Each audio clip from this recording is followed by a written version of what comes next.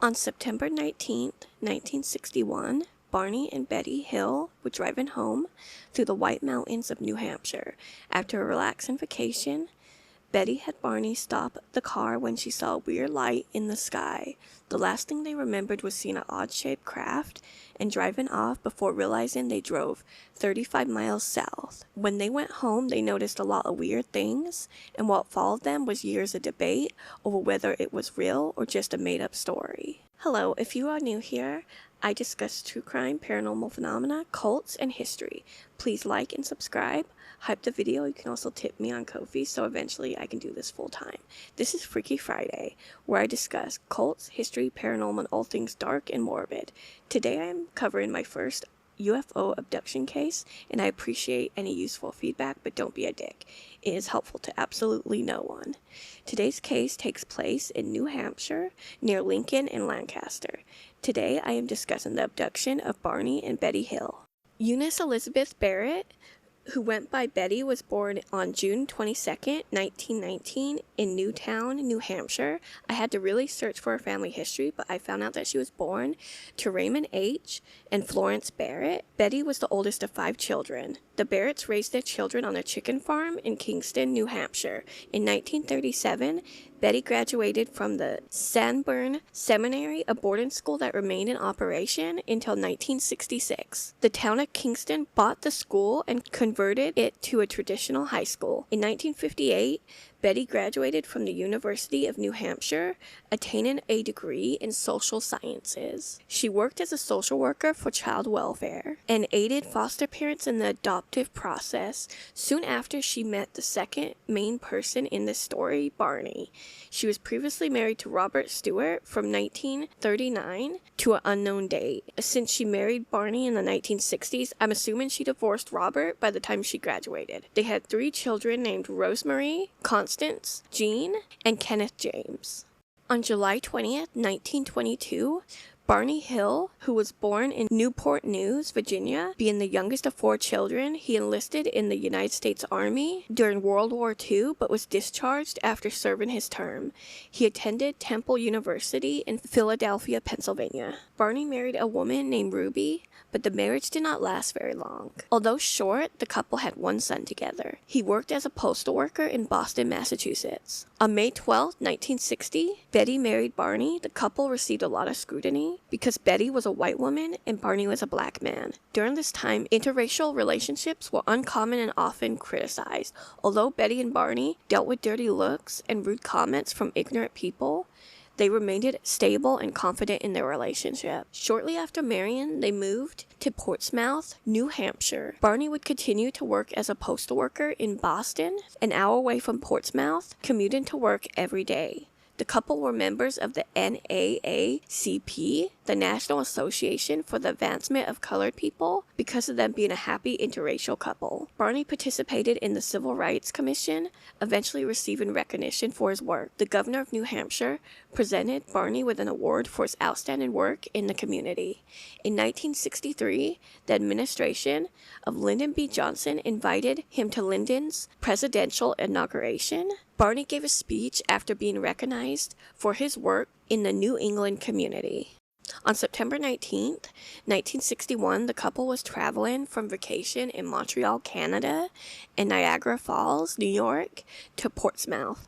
Around 10:30 p.m., a little south of Lancaster, New Hampshire, Betty saw a bright point of light in the sky. Possessing knowledge of astrology, she noticed that the light was traveling from below the moon and Jupiter to upward of the moon. While driving along Route 3, she explained to him that she saw what looked like a shooting star, but it was moving upward. Betty urged Barney to stop the car as the light became abnormal and bigger to get a closer look and walk their dog. They stopped at the Twin Mountain at a picnic area. Betty looked at the light through a pair of binoculars and noticed an odd-shaped craft with multicolored lights traveling across the moon.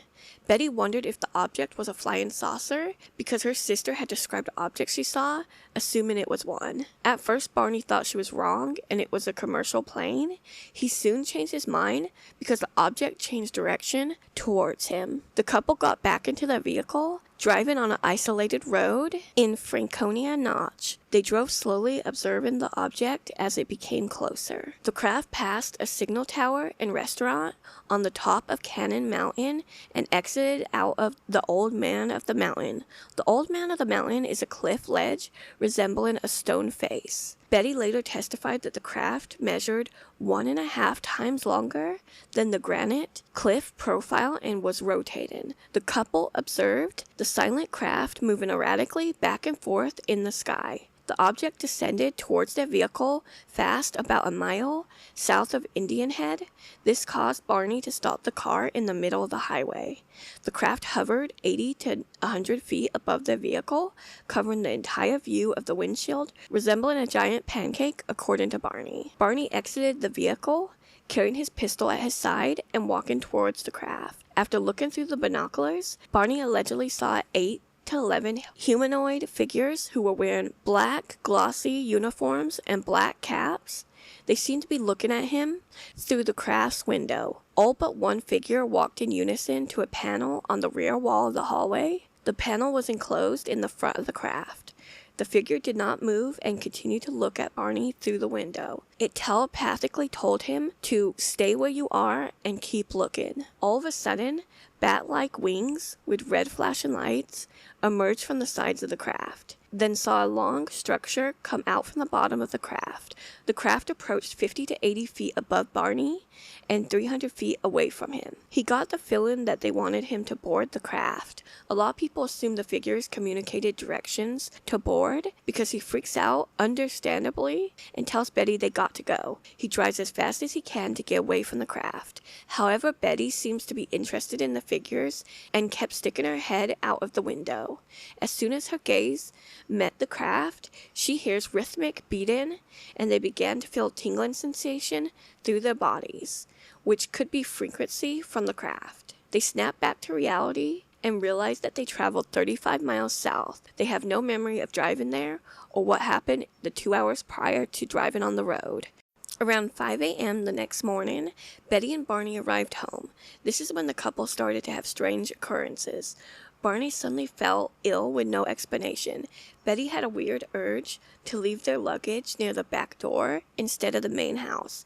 Betty had a fear of the luggage being contaminated. Their clocks and watches stopped working. Barney's binoculars leather strap was torn unexplained, and his shoes were scuffed. He also felt like he needed to check his genitals, but found nothing wrong.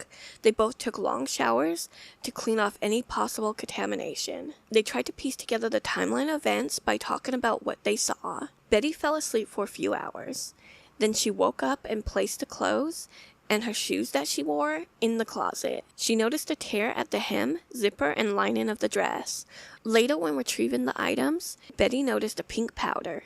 After hanging the dress on the clothesline, the powder blew away, but the dress was unable to be mendable. Since the event, 5 separate labs have conducted chemical and forensics analyses. Scientific analysis director Matthew Montes discovered that the dress showed proof of degradation by UV lights which occur in UFO exposure. They observed shiny, concentrated circles on their car's trunk that had not been there the day before. While experimenting with a compass, they noticed that holding it closer to the circles, the compass needle spun rapidly. However, when pulled away, the needle slowed down.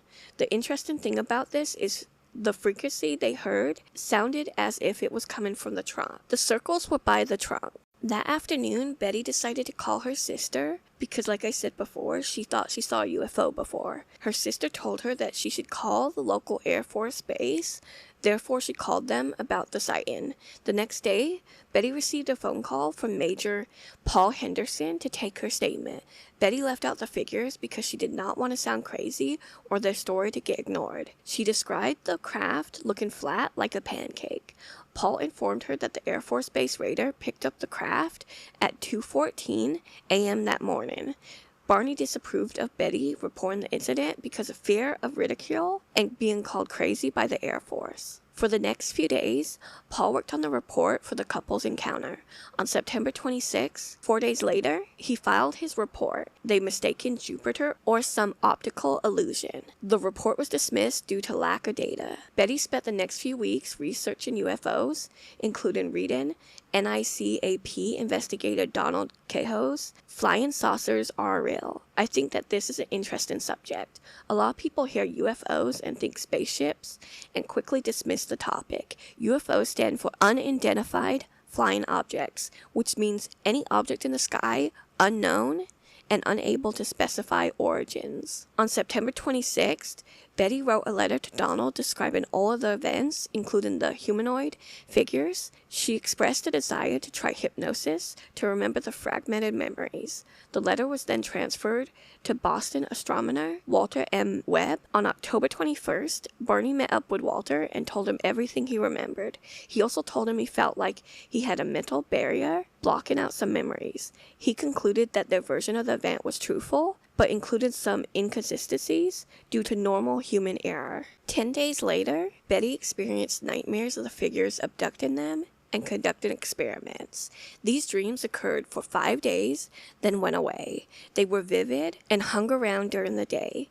At first, Betty told Barney, but he blew her off and said to get over it. She went a while with no dreams, but as soon as she thought they were gone, she began having more. In November 1961, Betty began to write down all of her dreams. In one of these dreams, she and Barney was driving until they arrived at the roadblock. While stopped, a group of men surrounded the vehicle. She lost consciousness. The men forced Betty into a dark forest, with Barney following behind her. She attempted to yell at him, but received no response, as if he seemed to be in a deep trance. Betty described the men to measure 5 feet 4 inches, wearing blue uniforms and military cadet-like caps. They appeared to look human, but with dark eyes, black hair, gray pale skin, prominent nose, and bluish tinted lips. The couple walked with the men up a ramp to a metallic disc-shaped craft. While inside, the men separated them into different rooms. While in a room, Betty noticed a man walking in and conducting experiments. The examiner, accompanied by the leader, seemed calm and pleasant. Betty said that they spoke English, but she could not understand them much because they spoke very little of it. The humanoids told Betty that they planned on conducting tests to understand the difference between humans and them. The figures placed Betty on a sterile table with a bright light beaming in her direction. The examiner started to cut off some of her hair. He then started to examine arms, legs, ears, nose, mouth, teeth, and throat. He saved her fingernail trippings. He then scraped some skin using a dull knife and placing what she described to look like cellophane. The examiner told Betty that they wanted to test her nervous system. They inserted a large needle into her belly button. She said this was extremely painful. She started screaming and crying until the leader waved his hand in front of her eyes and the pain suddenly stopped. The examiner left the room and Betty started to have a conversation with the leader. He handed her a book with symbols on the cover and told her that she could take it home. She asked where they came from and he showed Betty a map with stars on it, pointed to a place on it. Men started to escort her and Barney out of the craft and fight between some of the figures on the craft. The leader told her that she could not bring the book after all. Apparently some other men got mad because they did not want her to remember the encounter. They then took them to the car and ordered them not to leave until after they left. This is when her dream ended. She believed it was a memory disguised as a dream. The subconscious is a complex thing. Some people seem to regain memory through what seems to be dreams. The drive normally took 4 hours, but took the couple almost 3 additional hours. So what happened in the hours they had no memory of? Studies show that long-term memories are stored while asleep, but can mix them with new memories, which can lead to implanted memories.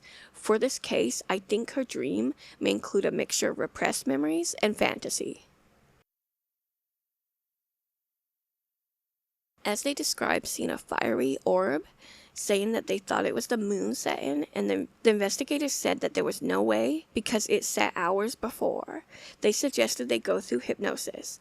Although Barney was reluctant, he agreed to try it. Barney agreed because he thought it may end her dreams, which he considered nonsense. On November 23rd, 1962, they attended church as they normally would. The meeting included a guest speaker named Captain Ben H. Sweat from the United States Air Force, who spoke about hypnotism. After the meeting concluded, they spoke to him in private and told him about the incident. He became very intrigued about their missing time. However, he declined to hypnotize them and advised them to go to a professional. He referred the couple to a guy named Mr. Stevens, who in turn referred them to a Boston psychiatrist and neurologist named Benjamin Simon. Initially, Benjamin diagnosed their experience as anxiety. When I first read this, it did not make sense to me, but then I remembered this case happened over 60 years ago. A lot of disorders were misdiagnosed. Therefore, anxiety probably was not really understood. At any rate, after talking to the couple more, he realized that there was more to the incident and recommended regressive hypnosis. He completed several sessions between January 4th, 1964 and June 6, 1964. He decided to hypnotize them separately so the other person would not overhear their memories, and it altered their session. Barney became very emotional during his sessions and said he kept his eyes closed during the abduction. He did remember his binocular strap became torn when he ran from the craft to his car. He then drove away as fast as possible, but felt a strong urge to drive into the woods. This is when he saw 6 men on the side of the road. The car stalled, and suddenly 3 of these men approached the vehicle. The leader told him not to worry, but he still felt anxious. He then was ordered to close his eyes and described feeling as if their eyes pushed into his. His description of the exam is less detailed because of him keeping his eyes closed. He remembered feeling a cup-like device on his genitals. He said he thought they obtained a sperm sample because he felt as like he did not orgasm or anything. Barney also described what sounded like a probe in his anal cavity. Before taking them back to the car, they checked his spine with a tool and counted his vertebrae. His description of their appearances sounded very similar to, however, he stated that he did not understand their language they spoke. Betty said that they spoke English, but at times she could not understand them. He also explained that they spoke through what he called transference, but had no knowledge of telepathy. Betty's hypnosis remained similar to a dream, with the exception of her exam experience.